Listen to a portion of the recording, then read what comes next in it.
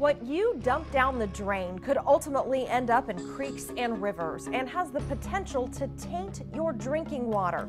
But even here in environmentally friendly Austin, hundreds of spills happen every year. Tonight, KXAN investigator Chris Sadeghi checked out a viewer complaint that led us to discover a very unexpected polluter at the top of the list.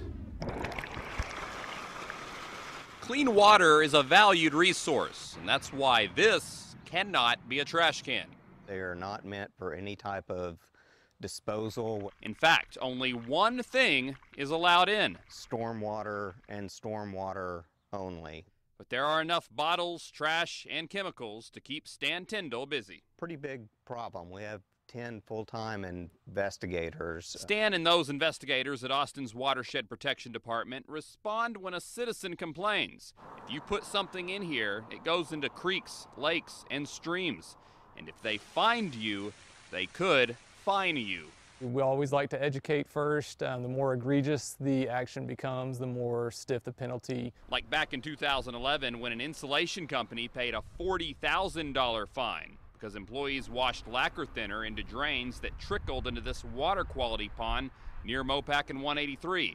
So when a viewer sent KXAN this picture of a van putting its hose down the drain, we had to ask Stan about it.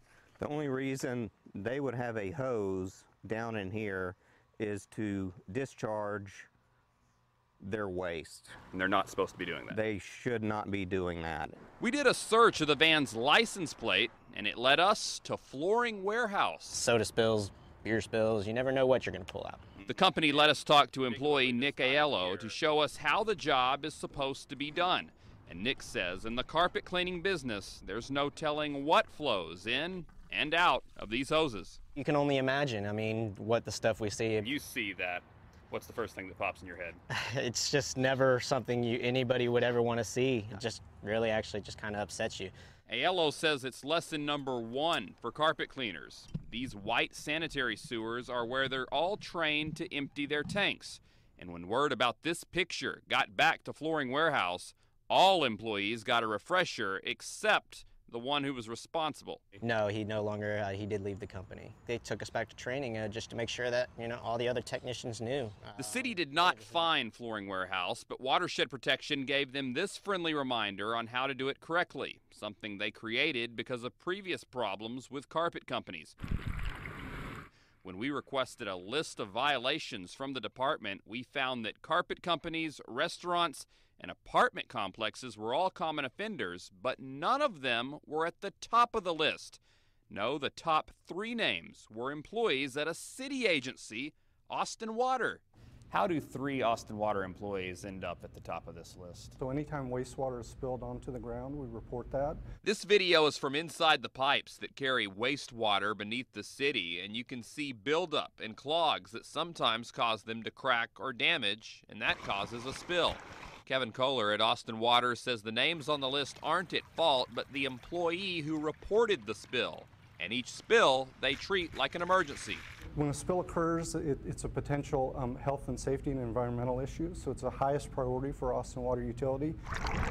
That priority includes recovering the wastewater as seen in these pictures. But with 2,600 miles of pipe carrying wastewater, Kohler says spills are inevitable. We don't want this to happen, but we have an existing system, and with a system as large and complex as we have, we're occasionally going to have a wastewater spill. And whether it's a city spill, an illegal dump, or someone just ditching their trash, it's all a mistake that ends up in the water you use. The city realized they need to stop these spills from ending up in your water. That's why they recently completed a program that cost the taxpayers $400 million, but they say that it is working. Coming up at 10 o'clock, we'll tell you more about what that program actually does. From South Austin, Chris Sadeghi, KXAN Investigates. So how does the city stack up to the rest of violators in the last several years? Since 2011, there have been 814 reported violations. Austin Water and the city's solid waste department combined had 30. If you want to see which other agencies or companies made the list, check out this story in the investigative section of KXAN.com. This story came to us from a viewer tip. If you have something you want us to investigate, email us at reportit@KXAN.com.